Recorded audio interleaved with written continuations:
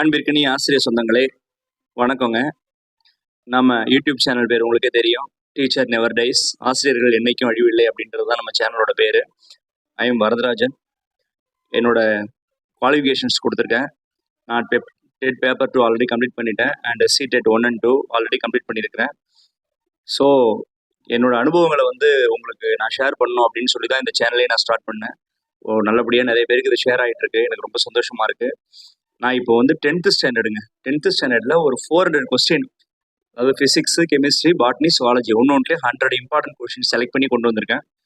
நாளன்னைக்கு நடக்கிற அந்த dead paper 2க்கு இது உங்களுக்கு நிச்சயமாக பயன்படும். நான் பயனாக இருக்கும்னு நான் நம்புகிறேன். ஸ்டார்ட் பண்ணிடலாமா? விசையின் மாறுபாட்டு வீதம் எதற்கு நேர் விகிதத்தில் இருக்கும்? எதுக்குன்னா செலுத்தப்படும் விசைக்கு நேர் தகவல் இருக்கும். உந்த மாறுபாட்டு வீதம் கீழ்கண்டவற்றுள் எதற்கு சமம்னா விசைக்கு சமம்.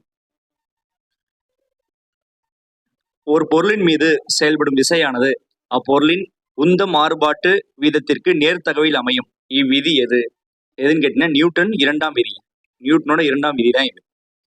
ராக்கெட் ஏவுதலில் பயன்படும் முதன்மை விதி எதுனா நியூட்டனின் 3ஆம் விதி, அதாவது ஆப்ஷன் ஆ பாருங்க அண்ட் ஆவணா பாருங்க. நேர்கோட்டு உந்த மாறா கோட்பாடு. இது ரெண்டுமே ராக்கெட் ஏவுதலில் பயன்படுற விதிகள்.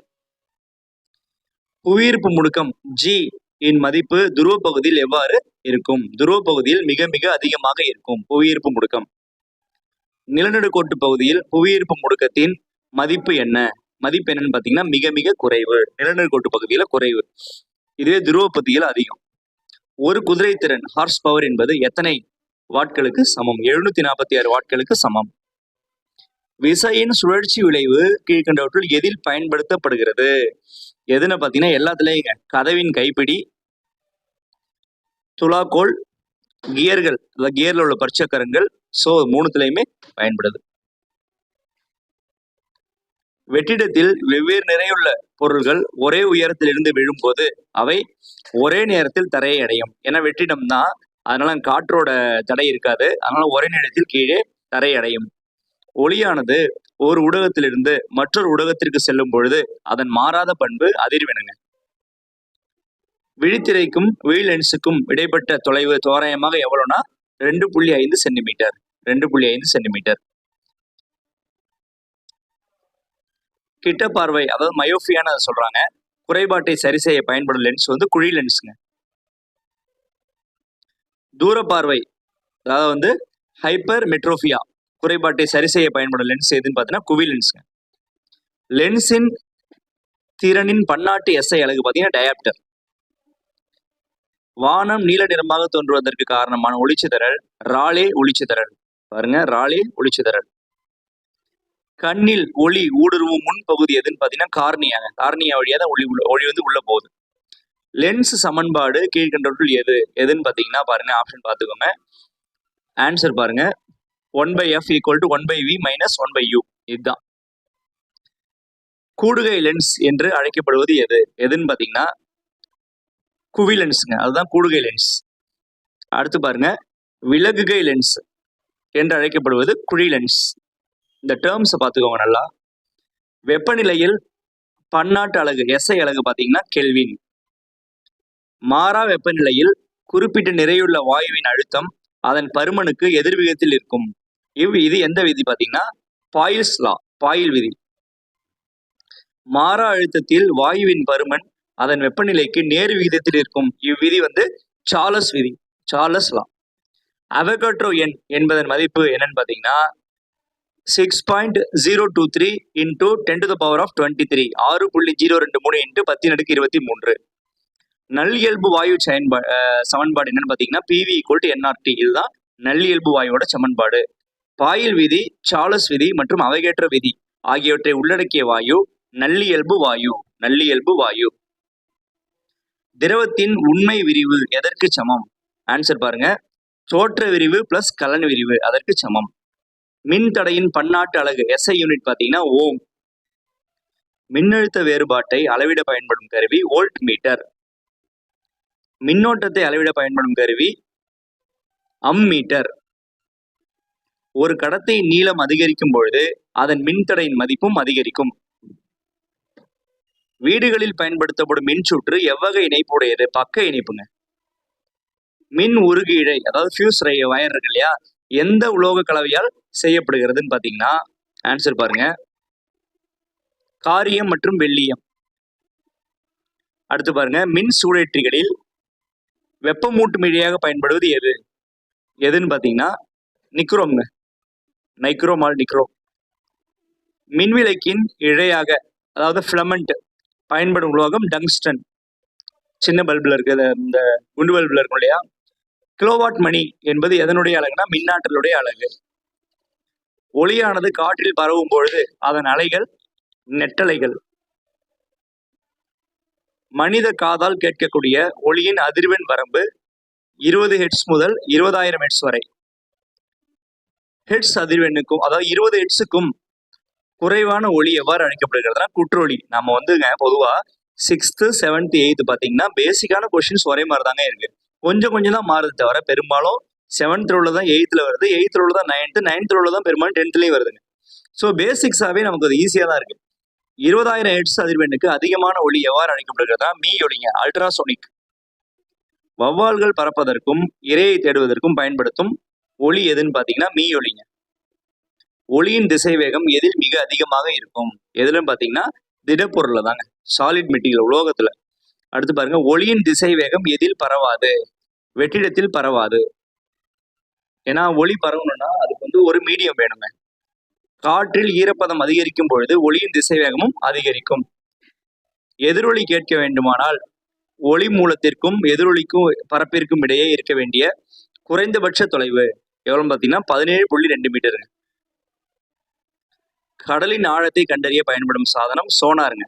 இந்த சோனார் ஒரு மீயொலி, அதை ஒரு ஹெவியான சவுண்ட் அனுப்பிதான் என்ன பண்ணுவாங்க, கீழே ஆழமா மூழ்கி கிடக்கிற பொருட்கள் அதெல்லாம் எவ்வளவு ஆழத்துல இருக்குன்னு கண்டுபிடிப்பாங்க. கதிரியக்கத்தை கண்டறிந்தவர் யார்? ஹென்றி பெக்கொரல். கதிரியக்கத்தின் சர்வதேச எஸ்ஐ அலகு பெக்கொரல், அவரோட பேரையே வச்சுட்டாங்க. அணுக்கர் உலையில் தனிப்பானாங்க அதாவது மாடரேட்டர் பயன்படுத்தப்படுவது எதுன்னு பாத்தீங்கன்னா கானல் நீர் அல்லது கிராஃபைட். ஆன்சர் பாருங்க, கானல் நீர் அல்லது கிராஃபைட். தப்பா சொல்லிட்டேங்க, கனநீர் அல்லது கிராஃபைட். அணுக்கர் உலையில் கட்டுப்பாட்டு தண்டுகளாக அதாவது கண்ட்ரோல் ராட்னு சொல்றாங்க பயன்படுத்தப்படுவது காட்மியம் அல்லது போரான் தண்டுகள். அணுகுண்டு வெடித்தல் எந்த தத்துவத்தின் அடிப்படையில் செயல்படுகிறது? அணுகுண்டை பொறுத்த வரைக்கும் கட்டுப்பாடற்ற அணுக்கரு பிளவுங்க, நியூக்ளியஸ் வெடிச்சுக்கிட்டே இருக்கிறது தான். சூரியன் மற்றும் விண்மீன்களில் ஆற்றல் உற்பத்தி ஆவதற்கு காரணமான நிகழ்வு எதுனா அணுக்கரு இணைவுங்க. ஹைட்ரஜன் குண்டு எந்த தத்துவத்தின் அடிப்படையில் செயல்படுகிறதுனா அணுக்கரு இணைவு தத்துவங்க. கதிரியக்க பாதுகாப்பிற்கு பயன்படும் முதன்மையான உலோகம் காரியம், லெட்டுங்க.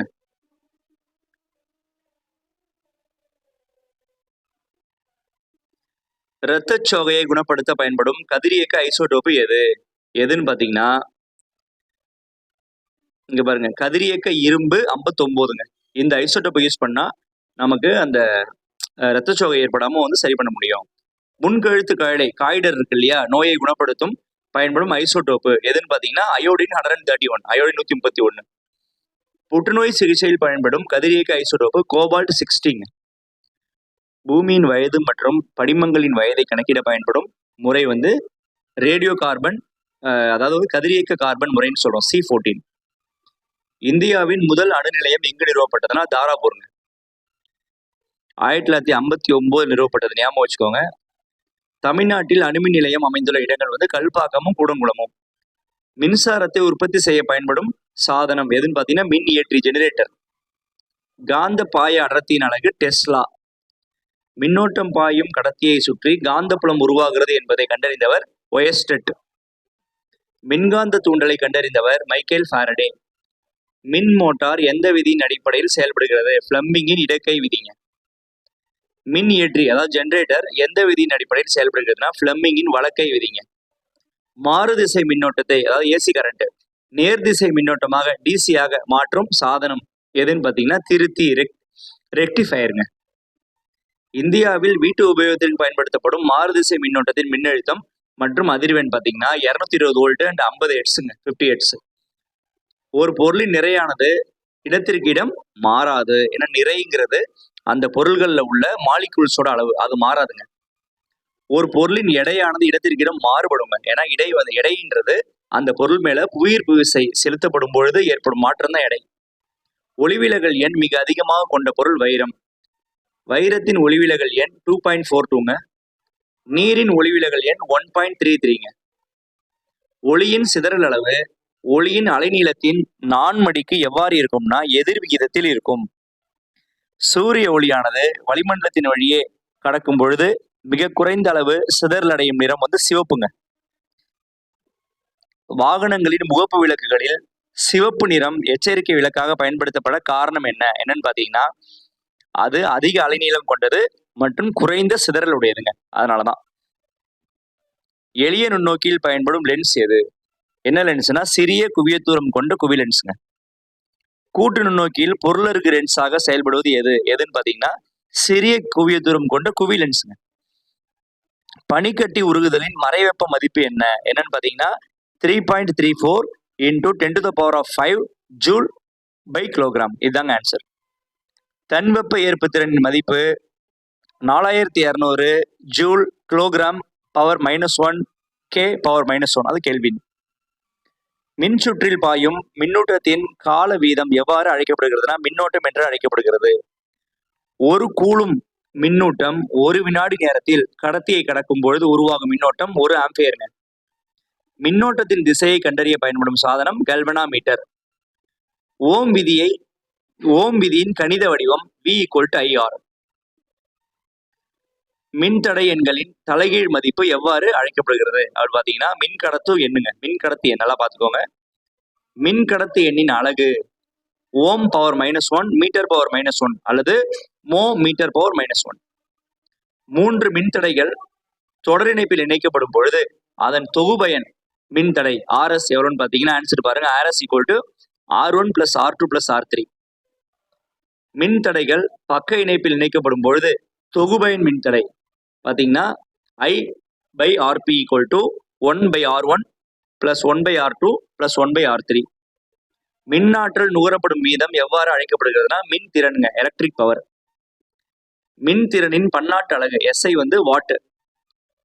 ஒளியின் உறப்பு எதனை பொறுத்து அமையும்? எதனை பொறுத்துனா வீச்சுங்க. ஆம்பிளிடியூட பொறுத்து அமைகிறது. ஒளியின் சுருதி பிட்ச்னு சொல்றோம் இல்லையா, எதனை பொறுத்து அமைகிறதுனா அதிர்வெண் ஃப்ரீக்வன்சியை பொறுத்து அமையுதுங்க. பெண்களின் குரல் ஆண்களின் குரலை விட அதிக சுருதியுடன் இருக்க காரணம் என்னன்னு பாத்தீங்கன்னா அதிக அதிர்வெண் தான் காரணம். கோள்களின் இயக்கங்கள் பற்றிய விதிகளை கூறியவர் கெப்லருங்க. அண்டத்தில் உள்ள இரு பொருள்களுக்கு இடையே உள்ள ஈர்ப்பு விசையானது அவற்றின் நிறைகளின் பெருக்கற்பலனுக்கு நேர் விகிதத்திலும் அவற்றிற்கு இடையே உள்ள தொலைவின் இருமடிக்கு எதிர் விகிதத்திலும் இருக்கும். இவ்விதியானது என்ன விதின்னு கேட்கிறாங்க. நியூட்டனின் அகில உலக ஈர்ப்பு விதிங்க. இருக்கு பாருங்க, இந்த விதிதான் நியூட்டனின் அகில உலக ஈர்ப்பு விதி. புவியின் நிறை மதிப்பு தோராயமாக எவ்வளவு இருக்கும்னா 5.972 × 10⁻24 கிலோகிராம் பூமியோட நிறை. ஒரு பொருளின் நிறை 10 கிலோகிராம் எனில் புவியில் அதன் எடை அதாவது பாருங்க G = 9.8 மீட்டர் பை வினாடி ஸ்கொயர். அப்ப எவ்வளவு நியூட்டன் அதுல செயல்பட்டு இருக்குன்னு கேக்குறாங்க. அப்ப 98 நியூட்டன் அது மேல செயல்பட்டு இருக்கு.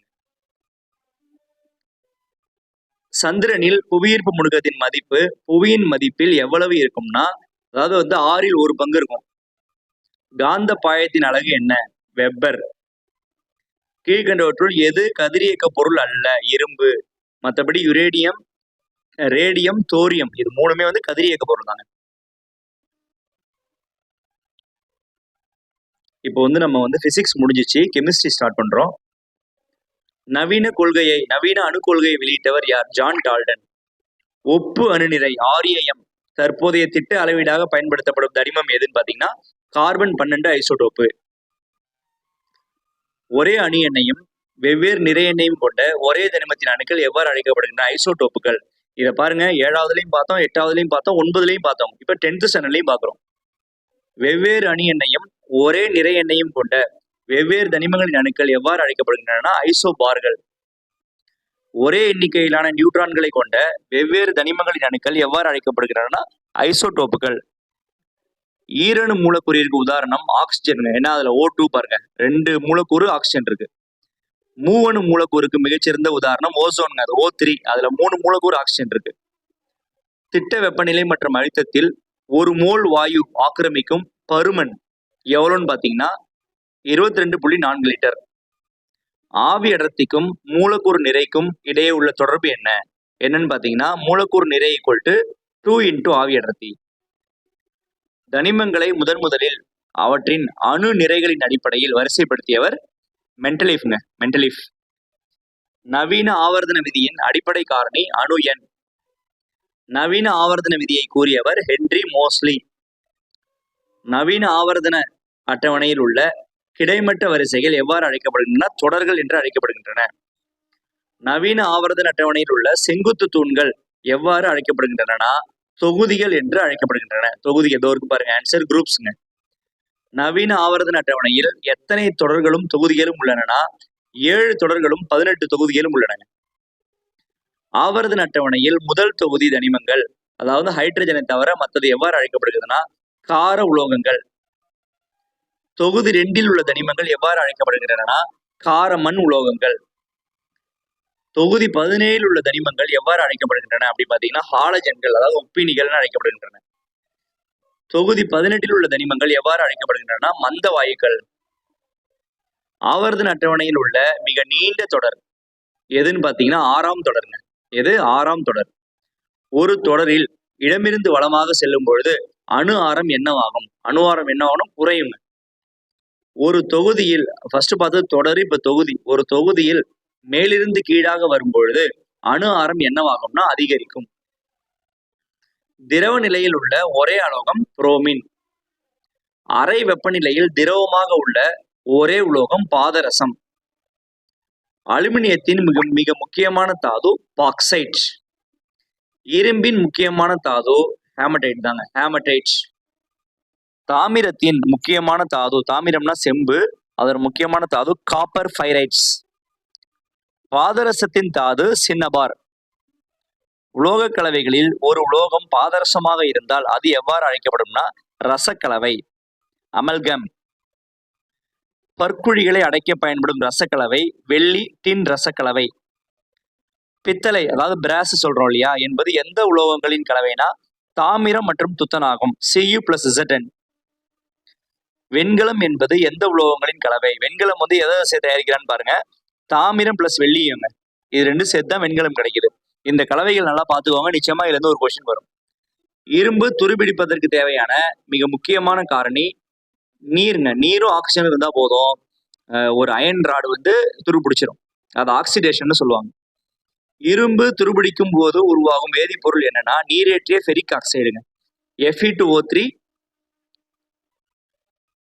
H2O. இரும்பின் மீது துத்தநாக பூச்சி பூசும் முறைக்கு என்ன பெயர்னா நாகமுலாம் பூசுதல்னு சொல்லுவாங்க, கல்வனைசேஷன். அதனால அது துருபிடிக்காம பாதுகாக்கப்படும். இரு கூறுகளை கொண்ட ஒரு கரைசல் எவ்வாறு அழைக்கப்படுகிறதுனா இருமடி கரைசல், அதாவது பைனரி சொல்யூஷன். ஒரு கரைசலில் மிக குறைந்த அளவு உள்ள கூறு எவ்வாறு அழைக்கப்படுகிறதுனா கரைபொருள். ஒரு கரைசலில் அதிக அளவு உள்ள கூறு எவ்வாறு அழைக்கப்படுகிறதுனா கரைப்பான். அதாவது நிறைய இருந்துச்சுன்னா அது வந்து கரைப்பான், சால்வெண்ட். அது வந்து ஒரு பொருள் வந்து கரைய வைக்குது.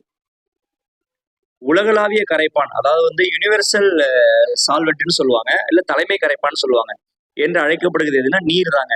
ஏன் நீருக்கு அந்த பேர் வந்துச்சுன்னா உலகத்தில் உள்ள பெரும்பாலான பொருட்கள் நீரில் கரைந்து விடும். நீரற்ற கரைப்பானுக்கு உதாரணம் எதுனா பென்சீன் அல்லது கார்பன் டெட்ரா குளோரைடு. காற்றில் உள்ள நீராவி உறிஞ்சப்பட்டு கரையும் சேர்மங்கள் எவ்வாறு அழைக்கப்படுகின்றன? ஈரம் உறிஞ்சி கரையும் சேர்மங்கள். ஈரம் உறிஞ்சும் தன்மை கொண்ட வேதிப்பொருட்களுக்கு உதாரணம் அடர் சல்பியூரிக் அமிலம், H2SO4. நீல விட்ரியால், அதாவது ப்ளூ விட்ரியால் எனப்படும் தாமிர சல்பேட் படிகத்தில் உள்ள படிக நீரின் மூலக்கூறு எண்ணிக்கைனா 5ங்க. அது பாருங்க, தாமிர சல்பேட் வந்து நீல விட்ரியால்னு சொல்றாங்க, அதுக்கு இன்னொரு பேரை பார்த்துக்கோங்க. எப்சம் உப்பின் வேதி வாய்ப்பாடு என்ன? MgSO4 7H2O. பச்சை விட்ரியால் பாருங்க, ஏற்கனவே நீல விட்ரியால் பார்த்தோம், இப்போ பச்சை விட்ரியால் எனப்படும் இரும்பு சல்பேட் தான் பச்சை விட்ரியால். படிகத்தின் வாய்ப்பாடு FeSO4 7H2O. வேதி வினைகளின் பொழுது ஆற்றல் உறிஞ்சப்பட்டால் அவ்வினை எவ்வாறு அழைக்கப்படுகிறதுனா வெப்ப கொள்வினை. வேதி வினையின் போது வெப்பம் வெளிப்பட்டால் அவ்வினை வெப்ப உமிழ்வினை, எக்ஸோதெர்மிக், மேலுள்ளது எண்டோதெர்மிக். சுண்ணாம்புக்கல் அதாவது CaCO3 வெப்பப்படுத்தப்பட்டு சுட்ட சுண்ணாம்பாக மாறும் வினை எதற்கு உதாரணம்னா வெப்ப சிதைவு வினை. ஒரு அமிலமும் காரமும் வினையாற்றி உப்பையும் நீரையும் தரும் வினைக்கு என்ன பெயர்னா நடுநிலையாக்கல் வினை. ஒரு கரைசலின் ஹைட்ரஜன் அயனி செறிவை அளவிட பயன்படுவது எதுன்னு பாத்தீங்கன்னா pH அளவீடுங்க. pH அளவீட்டை அறிமுகப்படுத்தியவர் யாருன்னு பாத்தீங்கன்னா SSP சாரன்சன். நடுநிலை கரைசலின் pH மதிப்பு 7ங்க. 7ல இருந்துச்சுன்னா அது நடுநிலை கரைசல். அது வந்து ஆசிடும் கிடையாது, பேஸும் கிடையாது. அமில கரைசல்களின் pH மதிப்பு பொதுவாக எப்படி இருக்கும்னா 7 விட குறைவாக இருக்கும். இப்ப கார கரைசலின் pH மதிப்பு பொதுவாக எவ்வாறு இருக்கும்னா pH 7 விட அதிகமாக இருக்கும். மனித ரத்தத்தின் pH 7.4. இதெல்லாம் நம்ம தொடர்ந்து படிக்கிறோம். 7th 8th 9thலையும் படிச்சோம், 10thலையும் பாக்குறோம். மனித உமிழ்நீரின் pH அளவு எவ்வளவு பாத்தீங்கன்னா 6.5ல இருந்து 7.5. மனித வயிற்றில் சுரக்கும் ஹைட்ரோகுளோரிக் அமிலத்தின் தோராயமான pH மதிப்பு 1ல இருந்து 2. அமில மழையின் pH மதிப்பு எதற்கு கீழே இருக்கும்னா 5.6க்கு கீழே இருக்கும். அதுக்கு மேல வந்து அது அமிலமா மாறிடும். பற்களின் எனாமல் அரிமானம் அடைய தொடங்கும் பொழுது உமிழ்நீரின் pH மதிப்பு 5.5 விட குறைவாக இருக்கும். அப்பொழுதுதான் பல்லோட எனாமல் வந்து கரையுது. முதன்மை இயற்கை மூலங்கள் எதுன்னு பாத்தீங்கன்னா தாவரங்கள் மற்றும் விலங்குகள். கார்பன் அணுவின் இணைதிறன் பாத்தீங்கன்னா 4ங்க. 4 இணைதிறன். கார்பன் அணுக்கள் தங்களுக்குள் சங்கிலி தொடராக இணையும் பண்பிற்கு என்ன பெயர்? என்ன பெயர்னு பாத்தீங்கன்னா சங்கிலி தொடராக்கம். ஹைட்ரஜனும் கார்பனும் மட்டுமே உள்ள கரிம சேர்மங்கள் எவ்வாறு அழைக்கப்படுகின்றன? ஹைட்ரோ கார்பன்கள். கார்பன் இடையே ஒற்றை பிணைப்பு கொண்ட நிறைவுற்ற ஹைட்ரோ கார்பன்கள் எவ்வாறு அழைக்கப்படுகின்றன அப்படின்னு ஆல்கேன்கள். ஆல்கேன்களின் பொதுவான மூலக்கூறு வாய்ப்பாடு என்னன்னு பாருங்க, CnH2n+2. ஹைட்ரோ கார்பனில் மிக எளிய சேர்மம் எதுன்னு பாத்தீங்கன்னா மீத்தேன் தாங்க. CH4ங்க, மீத்தேன். கார்பன் இடையே இரட்டை பிணைப்பு கொண்ட நிறைவுறா ஹைட்ரோ கார்பன்கள் வந்து ஆல்கீன்கள்.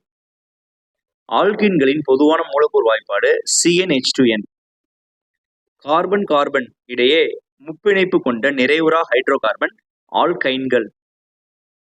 ஆல்கைன்களின் பொதுவான மூலக்கூறு வாய்ப்பாடு CnH2n2. ஹைஃபன் போட்டு 2 வருது, பாத்துக்கோங்க அது கரெக்டா. ஒரே மூலக்கூறு வாய்ப்பாட்டையும் வெவ்வேறு அமைப்பியல் வாய்ப்பாட்டையும் கொண்ட சேர்மங்கள் மாற்றியங்கள், ஐசோமர்ஸ். ஆல்கஹாலின் வினை செயல் தொகுதி அதாவது ஃபங்க்ஷனல் குரூப் என்னன்னா OH. ஆல்கஹால்னாலே OH தொகுதி தானே. ஆல்டிஹைடின் வினைச்செயல் தொகுதி வந்து CHOங்க. ஆல்டிஹைட்னா CHO இணைஞ்சிருக்கானே அது ஆல்டிஹைடு தான். அது கார்பாக்சிலிக் அமிலத்தின் வினை செயல் தொகுதி பாருங்க COOH. Carboxylic ஆசிட்னா COOH. அடுத்து பாருங்க கீட்டோனின் வினை செயல் தொகுதி CO, அதாவது கார்போனைல்னு சொல்லுவாங்க. கரிம சேர்மங்களுக்கு பெயரிடும் முறை அதாவது IUPAC முறைன்னு சொல்லுவாங்க. அதுக்கு எக்ஸ்பிளேஷன் பாத்தீங்கன்னா international union of pure and applied chemistry அப்படின்னு சொல்லுவாங்க. அதுதான் IUPAC முறை. IUPAC பெயரிடுதலில் 3 கார்பன் அணுக்கள் கொண்ட சங்கிலியின் முன்னொட்டு ப்ரீஃபிக்ஸ் எதுன்னு பாத்தீங்கன்னா ப்ரோஃபைன் அப்படின்னு சொல்லுவாங்க. எத்தனாலை அடர் சல்பியூரிக் அமிலத்துடன் 170 டிகிரி செல்சியஸ் வெப்பநிலைக்கு உட்படுத்தும் பொழுது கிடைக்கும் விளைபொருள் ஈத்தீன் அதாவது எத்திலீன்.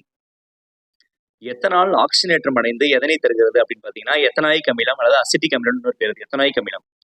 வினிகர் என்பது எதனுடைய நீர்த்த கரைசல் எதுன்னு பாத்தீங்கன்னா அசிட்டிக் அமிலம். அசிட்டிக் அமிலத்தை வந்து நீர்த்து போனா டைலூட் பண்ணாதான் வந்து அது வினிகரா பாருது. எத்தனாயிக் அமிலம். அதாவது அசிட்டிக் அமிலத்துக்கு இன்னொரு பேர் எத்தனாயிக் அமிலம். நல்லா பாத்துக்கோங்க. எத்தனாயிக் அமிலமும் எத்தனாலும் வினைபுரிந்து பழ மணமுடைய எஸ்டரை தரும் வினை எஸ்டராக்கல் வினை. அதாவது எஸ்டரிஃபிகேஷன் வினை. எத்தனால் அமிலமும் அதாவது எத்தனாயிக் அமிலமும் எத்தனாலும் நல்லா பாத்துக்கோங்க மைனூட்டா. சோப்பு தயாரிப்பில் துணை விளைபொருளாக கிடைப்பது கிளிசரால். கடின நீரிலும் சிறப்பாக செயல்படும் துப்புரவாக்கி எதுன்னு பாத்தீங்கன்னா டிடர்ஜென்ட். டிடர்ஜென்ட்டுகளின் முக்கியமான தீமை என்னன்னு பாத்தீங்கன்னா அவை எளிதில் மட்காதவை, நீர் மாசுபாட்டை உண்டாக்கும். அணுநிறை அலையின் தற்போதைய குறியீடு என்னன்னு பாத்தீங்கன்னா யூனிஃபைடு அட்டாமிக் மாஸ் U. காற்றில் நைட்ரஜனின் அளவு என்ன 21%, 21%. அதாவது ஆக்சிஜன் தான் 21ங்க, நைட்ரஜன் கேட்குறாங்க. அப்போ அது 78%. காற்றில் உள்ள ஆக்சிஜன் அளவு பாருங்க 21 கீழே இருக்கு 21%. அமிலங்கள் நீரில் கரையும் பொழுது எந்த அயனிகளை தருகின்றன? H+ அல்லது H3O+ அயனிகள். காரங்கள் நீரில் கரையும் பொழுது எந்த அயனிகளை தருகின்றன பாத்தீங்கன்னா OH அதாவது ஹைட்ராக்சைடு அயனிகள். OHன்னு வந்தாலே ஹைட்ராக்சைடு தாங்க. நீரில் கரையும் காரங்கள் எவ்வாறு அழைக்கப்படுகின்றன? அல்கலிகள், எரிகாரங்கள். தமிழ்ல அந்த டேர்ம் எரிகாரங்கள். அல்கலிக்கு மிகச்சிறந்த உதாரணம் சோடியம் ஹைட்ராக்சைடு NaOH. எறும்பின் கொடுக்கு மற்றும் தேனியின் கொடுக்கில் உள்ள அமிலம் எதுன்னு பாத்தீங்கன்னா ஃபார்மிக் அமிலம். அதுக்கு இன்னொரு பேரு மெத்தனாயிக் அமிலம். இதை கூட கேட்கலாம். எலுமிச்சை மற்றும் ஆரஞ்சு பழங்களில் உள்ள அமிலம் சிட்ரிக் அமிலம். தயிர் மற்றும் புளித்த பாலில் உள்ள அமிலம் லாக்டிக் அமிலம். தக்காளியில் உள்ள அமிலம் எதுன்னு பாத்தீங்கன்னா ஆக்சாலிக் அமிலம். புளியில் உள்ள அமிலம் டார்டாரிக் அமிலம். ஆப்பிள் பழத்தில் உள்ள அமிலம் மாலிக் அமிலம். ராஜதிராகம் அதாவது அக்வா ரெஜியா என்பது எந்த அமிலங்களின் கலவைனா ஹைட்ரோகுளோரிக் ஆசிட் HCl மற்றும் HNO3ங்க. அதோட பெர்சன்டேஜ் பாருங்க HCl3 and HNO3 nitric acid 1. இதுதான் அதோட விகிதம். அடுத்து பார்ப்போமா? தங்கம் மற்றும் பிளாட்டினம் போன்ற தடையற்ற உலோகங்களை கரைக்க பயன்படுவது எதுன்னு பாத்தீங்கன்னா ராஜதிராகம். இதுலதான் நம்ம தங்கத்தையும் பிளாட்டினத்தையும் கரைக்கலாம். வேதிப்பொருட்களின் அரசன் கிங் ஆஃப் கெமிக்கல்ஸ் என்று அழைக்கப்படும் அமிலம் நம்ம எல்லாருக்கும் தெரியும் சல்ஃபியூரிக் அமிலம், அதாவது கந்தக அமிலம் சொல்லுவாங்க. H2SO4 தான். முடிஞ்சிச்சுங்க. அடுத்து தாவரவியல் ஆரம்பிக்குது. தாவரவியல் 100 கொஸ்டின் ஸ்டார்ட் பண்ணலாம். தாவரங்களின் உட்புற அமைப்பை பற்றி படிக்கும் அறிவியல் பிரிவு உள்ளமைப்பியல் அனடாமிங்க. தாவர உள்ளமைப்பியலின் தந்தை என்று அழைக்கப்படுபவர் நெக்மையா குரூ இல்ல கிரீவ்னு கூட அவர் சொல்லலாம். தாவர வேரின் வெளிப்புற அடுக்கு எவ்வாறு அழைக்கப்படுதுன்னா எபிஃபிளம்மா. ரைசோடெர்மிஸ்னு இங்கிலீஷ்ல சொல்லுவாங்க. அது எபிஃபிளம்மா. வேர் தூவிகள் எவ்வகை செல்களால் ஆனவை அப்படின்னு பாத்தீங்கன்னா ஒரு செல் நீட்சிகள். காஸ்பேரியன் பட்டைகள் தாவர வேரின் எந்த பகுதியில் காணப்படுகின்றன பாத்தீங்கன்னா அகத்தோல் எண்டோடெர்மிஸ்ல தான் காஸ்பேரியன் பட்டைகள் காணப்படுகின்றன. காஸ்பேரியன் பட்டைகள் எந்த பொருளால் ஆனவைனா சுபரின் அப்படின்ற இதெல்லாம் ரொம்ப இம்பார்ட்டன்ட் கொஸ்டின். தாவரங்களில் நீரை கடத்தும் முதன்மை திசு சைலோங்க. நீர்னா சைலம், உணவுப் பொருள்னா ஃப்ளோயங்க. தாவரங்களில் தயாரிக்கப்பட்ட உணவை கடத்தும் திசு எதுன்னு பாத்தீங்கன்னா ஃப்ளோயம். சைலமும் ஃப்ளோயமும் ஒரே ஆரத்தில் அருகருகே அமைந்து காணப்பட்டால் அந்த வாஸ்குலார் கற்றைக்கு என்ன பெயர்? என்னன்னு பாத்தீங்கன்னா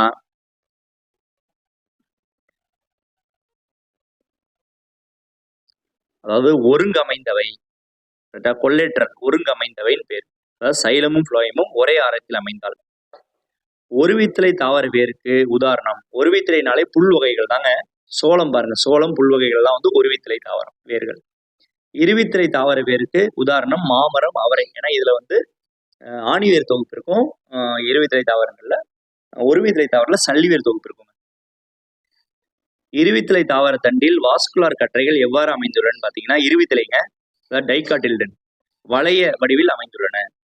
ஒருவித்தலை தாவர தண்டு எல்லாம் மோனோகாட்டில்டன் சொல்றோம் இல்லையா. வாஸ்குலர் கற்றைகள் எவ்வாறு அமைந்துள்ளன பாத்தீங்கன்னா தரை திசுவில் சிதறி காணப்படுகின்றன. இலைத்துளைகள் ஸ்டொமேட்டாவை சுற்றியுள்ள இரு காப்பு செல்களின் வடிவம் என்னன்னு பாத்தீங்கன்னா அவரை விதை வடிவம் அல்லது சிறுநீரக வடிவம். இலைகளில் ஒளிச்சேர்க்கை நடைபெறும் முதன்மை திசு மீசோஃபில், அதாவது இலையிடை திசு.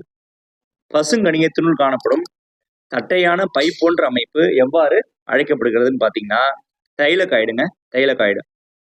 பசுங்கணிகத்தின் திரவ பகுதி எவ்வாறு அழைக்கப்படுகிறது? ஸ்ட்ரோமா. ஒளிச்சேர்க்கையின் ஒளிவினை, அதாவது லைட் ரியாக்ஷன், பசுங்கணிகத்தின் எந்த பகுதியில் நடைபெறுகிறதுனா ஒளிவினைனா கிரானாங்க. ஒளிச்சேர்க்கையின் இருள் வினை டார்க் ரியாக்ஷன், அதாவது அதுக்கு பேர் இன்னொரு பேர் கால்வின் சைக்கிள். பசுங்கணிகத்தின் எந்த பகுதியில் நடைபெறுகிறதுன்னு பாத்தீங்கன்னா ஸ்ட்ரோமான்ற பகுதியில் நடைபெறுது. ஒளிச்சேர்க்கையின் போது வெளியிடப்படும் வாயு எது? வெளியிடப்படும் முக்கிய வாயு ஆக்சிஜன். ஒளிச்சேர்க்கைக்கு தேவையான மூலப்பொருட்கள் யாவை? அதாவது தாவரங்களின் குளோரோஃபில்ங்க பச்சையம். இங்க பாருங்க ஆ மற்றும் ஆன்னு சொல்றாங்க. அதாவது சூரிய ஒளி மற்றும் பச்சையம், கார்பன் டை ஆக்சைடு, நீர். இந்த 4மே தேவை. ஒளிச்சேர்க்கைக்கு தேவையான மூலப்பொருட்கள் பாருங்க சூரிய ஒளி மற்றும் பச்சையம், அதே மாதிரி கார்பன் டை ஆக்சைடு, நீர். இது 4மே வேணும். தாவரங்களின் பச்சையத்தில் குளோரோஃபில் உள்ள உலோக அயனி எதுன்னு பாத்தீங்கன்னா மெக்னீசியம். இது மெக்னீசியம். செல்லின் ஆற்றல் நாணயம், அதாவது எனர்ஜி கரன்சி என்று அழைக்கப்படுவது எதுன்னு பாத்தீங்கன்னா ஏடிபிங்க. அதோட ஃபுல் ஃபார்ம் அடினோசின் ட்ரைபாஸ்பேட்.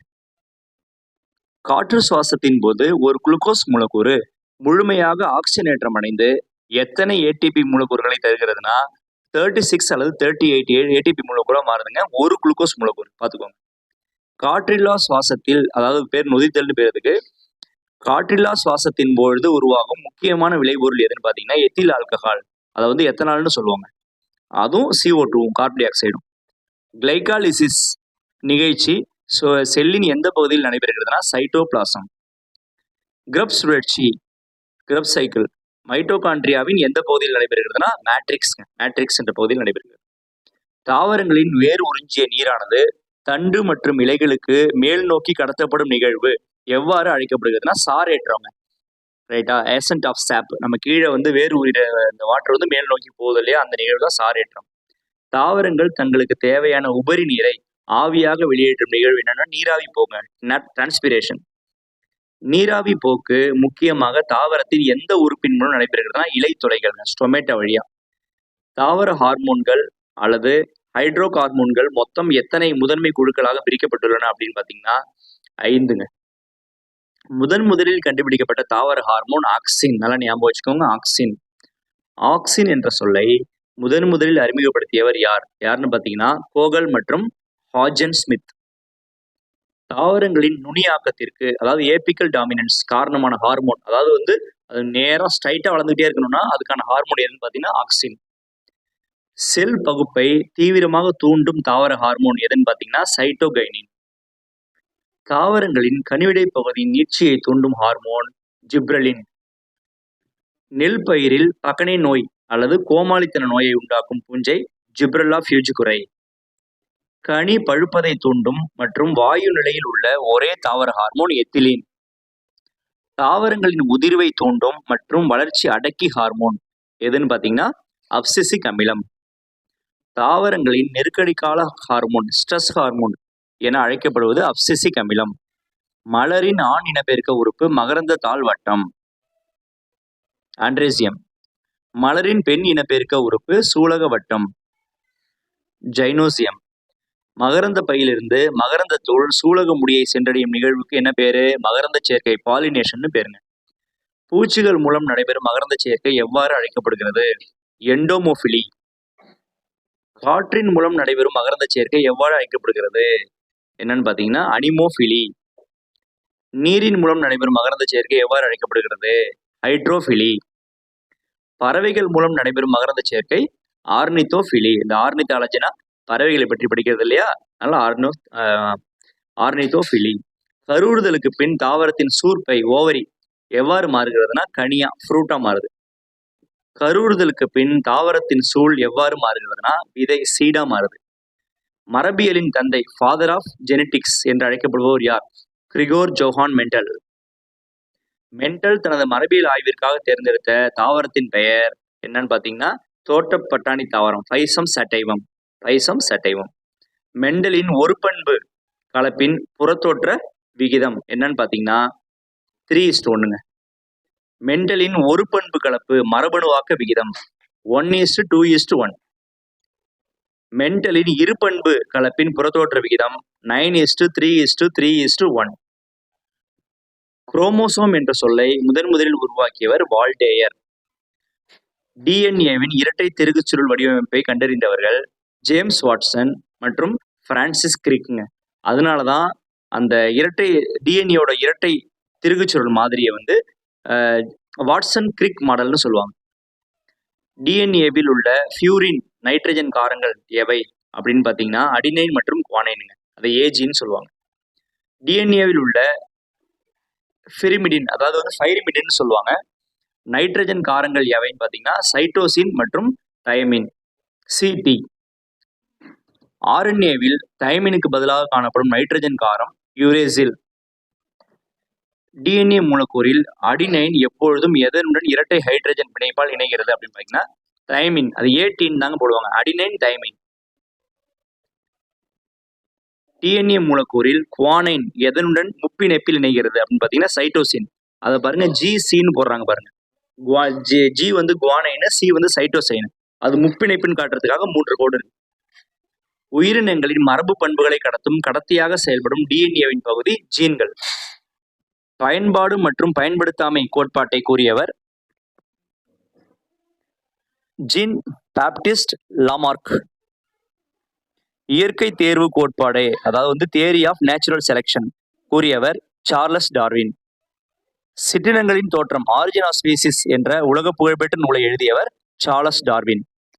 திடீர் மாற்ற கோட்பாடு, அதாவது மியூட்டேஷன் தியரி, வெளியிட்டவர் யாருன்னா ஹியூகோ டியூப்ரிஸ். எல்லாம் முக்கியமானதுதாங்க. வட்டார இன தாவரவியல் என்ற சொல்லை முதலில் அறிமுகப்படுத்தியவர் JW ஹார்ஷ்பெர்கர். இந்தியாவில் பசுமை புரட்சியின் தந்தை என அழைக்கப்படுபவர் டாக்டர் MS சுவாமிநாதன். இவர் இந்தியாவில். உலகளவில் பசுமை புரட்சியின் தந்தை என அழைக்கப்படுபவர் நார்மன் போலாக். ஆப்ஷன் பி பாருங்க, நார்மன் போலாக். ஒற்றை மடிய விந்தணுவும் ஒற்றை மடிய அண்டமும் இணைந்து இரட்டை மடிய நிலையை அடையும் நிகழ்வு கருவுறுதல், ஃபெர்டிலைசேஷன். தாவர திசு வளர்ப்பில் முழு தாவரத்தையும் உருவாக்கும் திறன் கொண்ட ஒரு செல்லின் பண்பு முழு திறன் பெற்ற தன்மை, டோட்டிபொட்டன்சி. வன உயிரின பாதுகாப்பு சட்டம் இந்தியாவில் எந்த கொண்டு வரப்பட்டதுன்னா 1972. புலிகள் பாதுகாப்பு திட்டம் ப்ராஜெக்ட் டைகர் இந்தியாவில் எந்த ஆண்டு தொடங்கப்பட்டதுன்னா 1973. சிப்கோ இயக்கம் எதனை பாதுகாப்பதற்காக தொடங்கப்பட்டதுன்னா மரங்கள் மற்றும் காடுகள்ங்க. சிப்கோ இயக்கம் உத்தரகாண்ட் மாநிலத்தில் யாரால் தொடங்கப்பட்டதுன்னு பாத்தீங்கன்னா சுந்தர்லால் பகுகுணா அப்படின்றவங்களால தொடங்கப்பட்டது. அது ஒரு மக்கள் இயக்கம், சுந்தர்லால் பகுகுணா. உலக சுற்றுச்சூழல் தினம் எப்ப கொண்டாடப்படுகிறதுனா ஜூன் 5ங்க. உலக நீர் தினம் என்று அனுசரிக்கப்படுகிறதுனா மார்ச் 22. ஓசோன் தினமாக உலகளவில் கொண்டாடப்படும் நாள் செப்டம்பர் 16. இந்தியாவில் காடுகளின் மனிதர், ஃபாரஸ்ட் மேன் ஆஃப் இந்தியா என்று அழைக்கப்படுபவர் ஜாதவ் பயங். புதுப்பிக்கத்தக்க ஆற்றல் மூலத்திற்கு உதாரணம் சூரிய ஆற்றல், காற்று ஆற்றல், திரும்ப கிடைக்கக்கூடியது. புதுப்பிக்க இயலாத ஆற்றல் மூலத்திற்கு எடுத்துக்காட்டு நிலக்கரி மற்றும் பெட்ரோலியம், திரும்ப கிடைக்காதது. உயிரி வாயுவில் பயோகேஸில் காணப்படும் முதன்மையான நச்சுத்தன்மையற்ற வாயு மீத்தேன், CH4. சூரிய ஒளியை பயன்படுத்தி மின்சாரம் தயாரிக்கும் சாதனத்தின் பெயர் சூரிய மின்கலன், சோலார் செல். உலகிலேயே மிகப்பெரிய மற்றும் அதிக காற்று ஆலைகளை கொண்ட முப்பந்தல் காற்று பண்ணை தமிழ்நாட்டில் எந்த மாவட்டத்தில் உள்ளதுன்னு பார்த்தீங்கன்னா கன்னியாகுமரிங்க. தாவரங்களின் கனிம ஊட்டச்சத்துக்களை மண்ணிற்கு திருப்பி அளிப்பதில் முக்கிய பங்கு வகிப்பவை சிதைப்பவைகள், அதாவது பூஞ்சை மற்றும் பாக்டீரியா.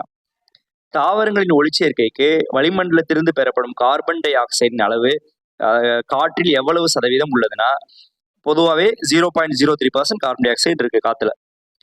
இலைத்துளைகள் பகல் நேரத்தில் திறப்பதற்கும் இரவு நேரத்தில் மூடுவதற்கும் காரணமான அயனி பொட்டாசியம் அயனி K+. இருசொல் பெயரிடும் முறையை உலகிற்கு அறிமுகப்படுத்தியவர் கரோலஸ் லின்னேயஸ். நெல் தாவரத்தின் இருசொல் பெயர் ஒரைசா சட்டைவா. உருளைக்கிழங்கு தாவரத்தின் பெயர் என்ன? சொலேனம் டியூபரோசம். தாவரங்களின் தண்டு பகுதி நேர் ஒளிச்சார்பு அசைவு மற்றும் எதிர் எந்த சார்பு அசைவை உடையது? புவிச்சார்பு அசைவை உடையது. அதாவது பாருங்க, தண்டு மேல் நோக்கி போகுதுங்க, அப்ப அது நேர் ஒளிச்சார்பு, ஒளியை நோக்கி போகுதுங்க. அப்ப அது பூமிக்கு ஆப்போசிட்டா போகுதுங்க, அதனால அது எதிர் புவிச்சார்பு இயக்கம் உடையதுங்க. தாவரங்களின் வேர்கள் எவ்வகை சார்புடையவை? அது நாமளே சொல்லலாமே, பூமிக்கு நேரா போகுது, அப்ப நேர் புவி சார்புடையவை, எதிர் ஒளி சார்புடையவை. நாம் அப்படி தெரிஞ்சுக்கலாம். தொட்டால் சினுங்கி, அதாவது மிமோசா பியூடிகா தாவரத்தின் இலைகளை தொட்டவுடன் சுருங்குவதற்கு காரணமான அசைவு நடுக்கமுறு வளைதல்.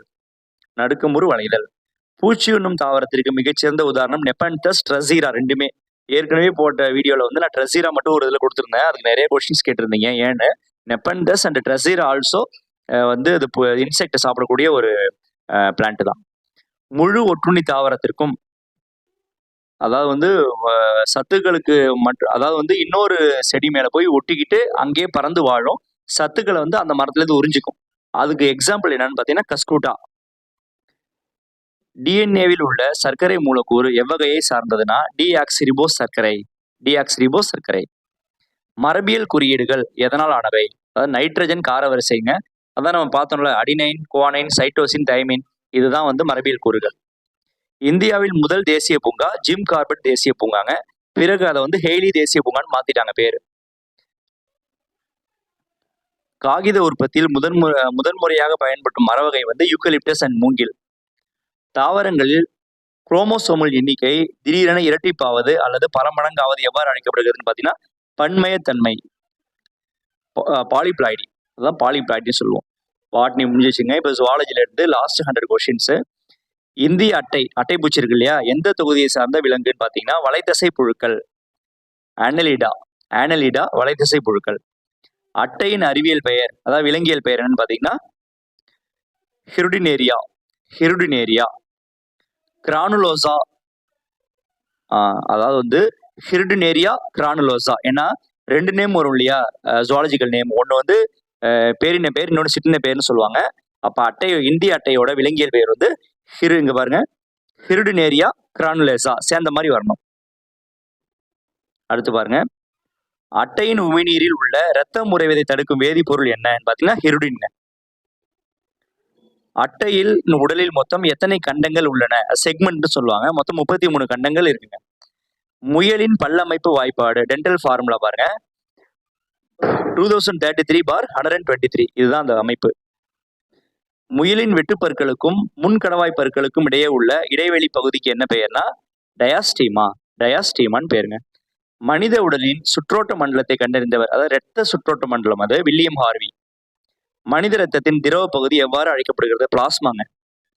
இரத்த சிவப்பணுக்கள் ஆர்பிசி இருக்கு இல்லையா, அதுக்கு மற்றொரு பெயர் வந்து எரித்ரோசைட்ஸ்.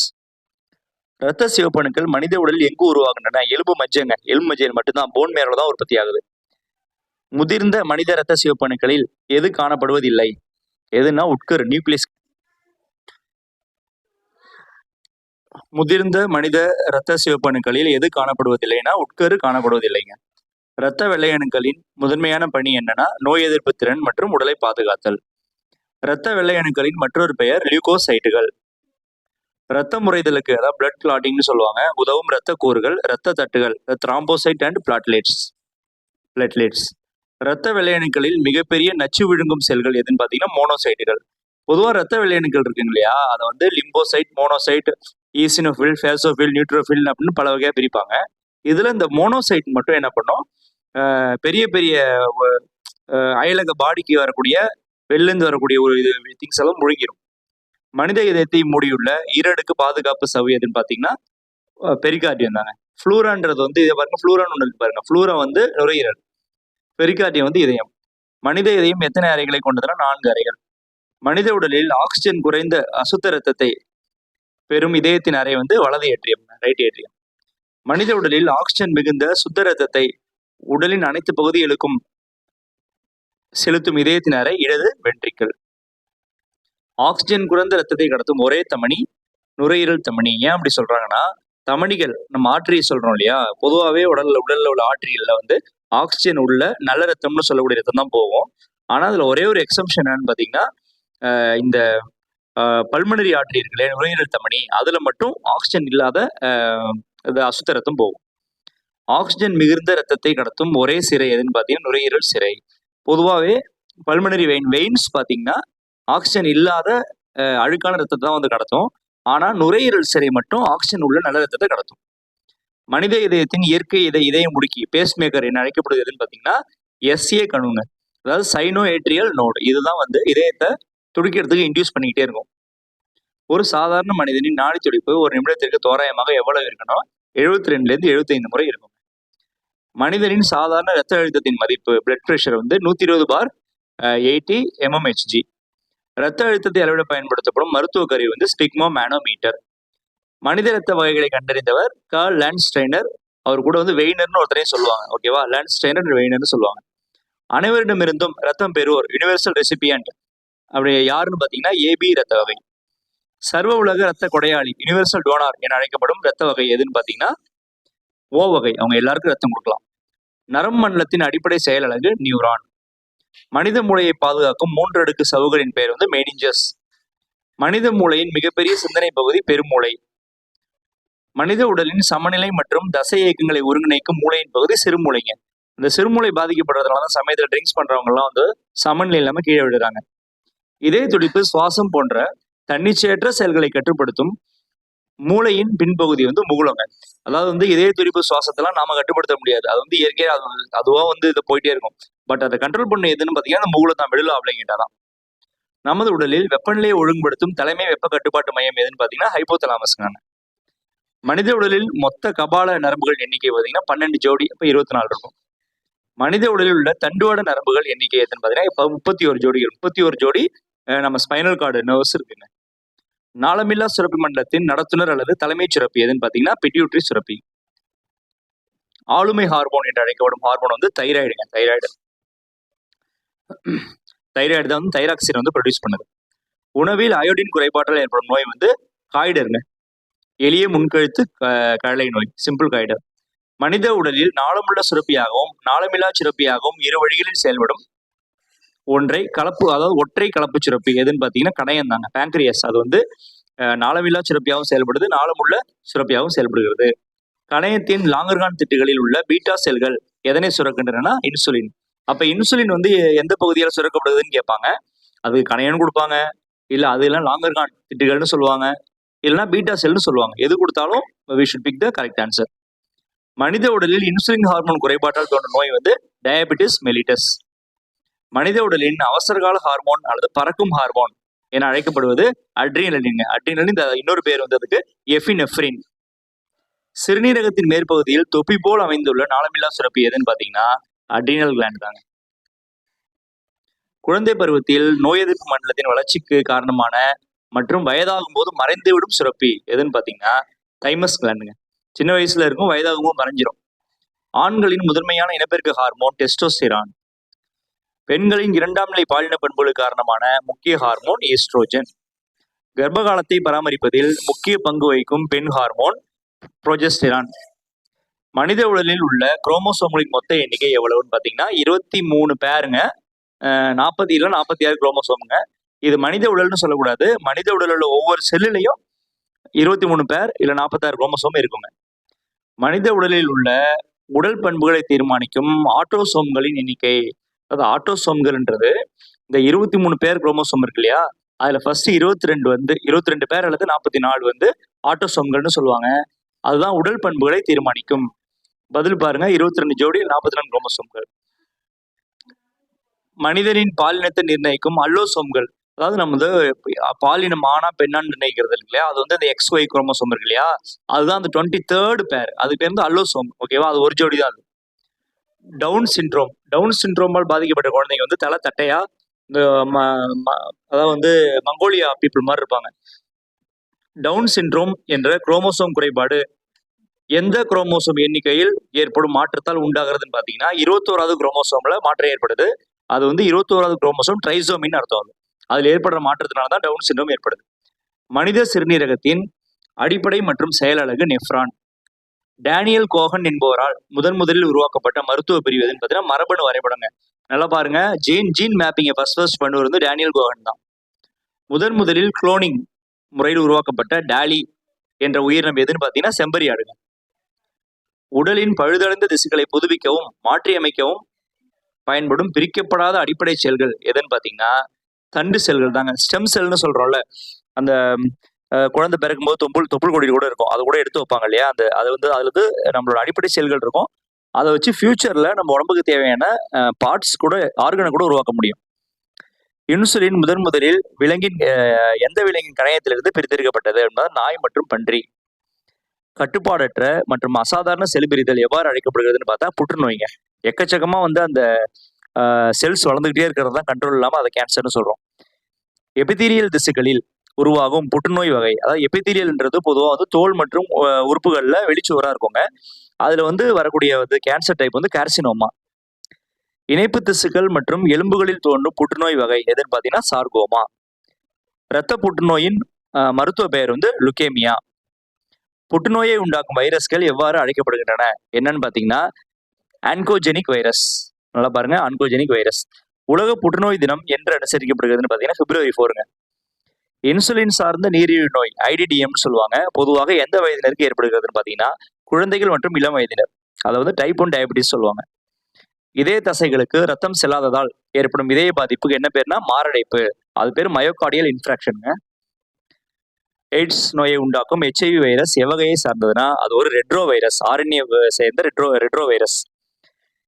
HIV வைரஸ் மனித உடலில் எந்த செல்களை தாக்கி அழிப்பதன் மூலமாக நோய் எதிர்ப்பு சக்தியை குறைக்கிறதுன்னு பார்த்தீங்கன்னா T லிம்போசைடுங்க. அதை T ஹெல்பர் செல்னு சொல்லுவாங்க. அந்த T லிம்போசைடை வந்து HIV ஃபர்ஸ்ட் அடிக்கும். எய்ட்ஸ் நோயை ஆரம்பத்தில் கண்டறிய பயன்படும் முதன்மை சோதனை வந்து ஆப்ஷன் 7 இருக்கு பாருங்க, எலைசா சோதனை, எலைசா டெஸ்ட். எய்ட்ஸ் நோயை இறுதி செய்ய உறுதிப்படுத்தப்படும் சோதனை பார்த்தீங்கன்னா வெஸ்டர்ன் பிளாட் சோதனை. உலக எய்ட்ஸ் தினம் என்னைக்குன்னு பார்த்தீங்கன்னா டிசம்பர் 1ங்க. புகையிலையில் உள்ள போதை தரும் மிக ஆபத்தான நச்சு பொருள் எதுன்னு பார்த்தீங்கன்னா நிக்கோட்டின். உலக புகையிலை எதிர்ப்பு தினம் என்று அனுசரிக்கப்படுகிறதுனா மே 31ங்க. கல்லீரலில் கொழுப்பு படிந்து சுருங்கி போகும் கல்லீரல் சிதைவு நோய் எதனால் ஏற்படுதுன்னு கேட்குறாங்க. பொதுவாக கல்லீரல் சுருங்கி போகுதுன்னா அதுக்கு பேர் சிரோசிஸ்ன்னு சொல்லுவோம். அது எதனால் ஏற்படுதுன்னா அதிக மது பழக்கம் தான் காரணம், ஆல்கஹாலிசம் தான் காரணம். மனித உடலில் இரத்த சிவப்பணுக்களின் எண்ணிக்கை குறைவதால் ஏற்படும் நோய். அதாவது பாருங்க, ஆர்பிசி குறையிறதுனால என்ன நோய் ஏற்படுது? அனிமியா, அதாவது ரத்த சோகைன்னு சொல்லுவாங்க. பச்சிளம் குழந்தைகளுக்கு போடப்படும் காச நோய் டிபிக்கு யூஸ் இருக்கு இல்லையா, அதோட பேர் பிசிஜிங்க.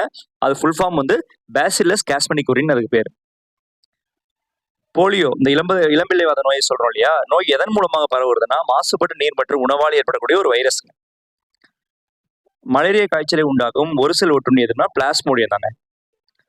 மலேரியா ஒட்டுண்ணியை மனிதர்களுக்கு எது பரப்புதுன்னு பாத்தீங்கன்னா ஃபென் அலாஃபிலஸ் கொசுங்க. டெங்கு காய்ச்சலை உண்டாக்கும் வைரஸை பரப்பும் கொசு ஏடிஸ் எஜிப்தி, ஏடிப்ஸ் கொசு. யானைக்கால் நோயை உண்டாக்கும் புழு எதுன்னு பாத்தீங்கன்னா அது யானைக்கால் நோய், இங்கிலீஷ்ல ஃபைலேரியாசிஸ் சொல்லுவாங்க. ஃபைலேரியாசிஸ், அதை பரவக்கூடிய புழு உச்சலேரியா பான்கிராப்டி. இது இருக்கு பாருங்க ஆன்சரு, உச்சலேரியா பான்கிராப்டி. மனித உடலின் மிகப்பெரிய செரிமான சுரப்பி கல்லீரல், லிவர் தாங்க. பித்த நீரை சுரக்கும் உறுப்பு கல்லீரல். மனித உடலில் யூரியா உற்பத்தி செய்யும் முக்கியமான உறுப்பு கல்லீரல் தாங்க. கல்லீரல் தான் யூரியாவை உற்பத்தி பண்ணுதுங்க. மனித சிறுநீரகம் சிறுநீரை வடிகட்டும் பொழுது முதலில் பயன்படும் வடிகட்டி எதுன்னு பாத்தீங்கன்னா குளோமர்லஸ். சிறுநீரில் குளுக்கோஸ் வெளியேறும் நிலைக்கு என்ன பெயர்? கிளைகோயூரியா. நாளமில்லா சுரப்பிலிருந்து சுரக்கப்படும் வேதி தூதுவர்கள் என்று எவ்வாறு அழைக்கப்படுகின்றன அப்படின்னு பாத்தீங்கன்னா ஹார்மோன்கள். அதாவது நாளமில்லா சுரப்பி இருக்கு இல்லையா, இந்த பிட்யூட்ரி, அட்ரினல், தைராய்டு, பாராதைராய்டு, இதுல சுரக்கக்கூடிய சுரப்புகளுக்கு ஹார்மோன்கள்னு பேருங்க. மனித உடலில் உள்ள மிகச்சிறிய நாளமில்லா சுரப்பி பீனியல் சுரப்பின்னு சொல்லுவாங்க. நீங்க அதை விட்டீங்கன்னா பெரும்பாலும் அறியப்படுறது பிட்யூட்ரி தாங்க. பிட்யூட்ரி தான் ஒரு சின்ன பட்டாணி சைஸ்ல தான் இருக்கும்.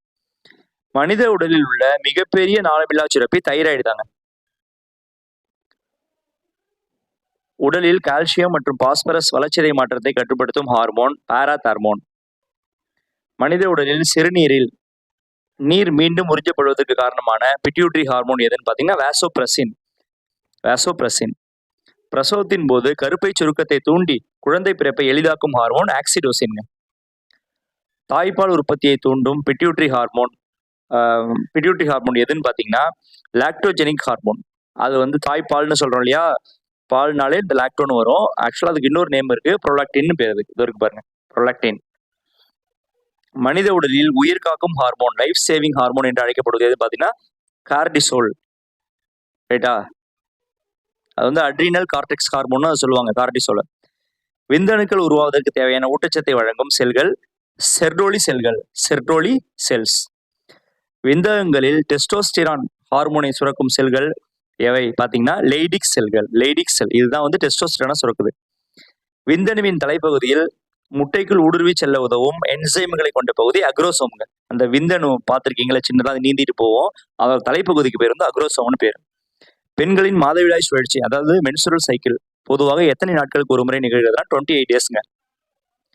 மாதவிடாய் சுழற்சியின் எத்தனையாவது நாளில் அண்டம் விடுபடுதல், ஓவுலேஷன் ஏற்படுகிறதுனா 14th டே, 14வது நாள். பெண்களின் நிரந்தர மாதவிடாய் நிறுத்தம், அதாவது மெனோபாஸ், பொதுவாக எந்த வயதில் நிகழ்கிறதுனா 45 to 50 வயசுக்குள்ளங்க. உலக சுகாதார தினம் என்று கொண்டாடப்படுகிறது அப்படின்னு பார்த்தீங்கன்னா ஏப்ரல் 7. நன்றி நண்பர்களே.